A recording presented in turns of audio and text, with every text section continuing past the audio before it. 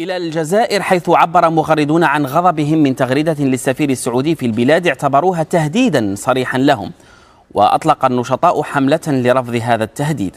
وكان السفير السعودي في الجزائر سامي صالح قد نشر تغريدة قال فيها أو تعهد فيها باتخاذ اللازم بعد رفع جماهير كرة القدم في الجزائر صورة عملاقة تظهر الرئيس الأمريكي دونالد ترامب والملك السعودي سلمان عبد العزيز مع عبارة وجهان لعملة واحدة. الصحفي قادم عمار غرد قائلا: تهديد السفير السعودي للجزائريين سيجعله يشاهد لافتة جمهور عين مليلة، وهو الجمهور الذي نشر هذه اللافتة، تنتشر في كل الملاعب والساحات قريبا.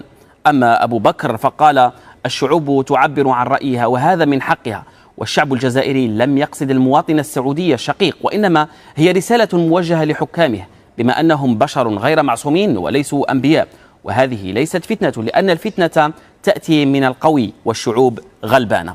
أما ياريتا فقالت: رغم كل عيوبنا لا نقبل التهديد، فالأمر لم يحمل أي إساءة إلى الشعب السعودي.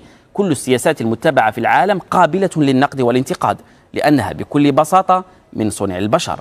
نختم بمالك الذي قال عندما قال سفيركم إن حماس ليست مقاومة: ألم يكن هذا تصريح غير لائق من سفيركم وعلى أرض الجزائر؟ لماذا تغضبون من مجرد صورة جسدت كلام السديس الذي قال إن أمريكا والسعودية قطب العالم؟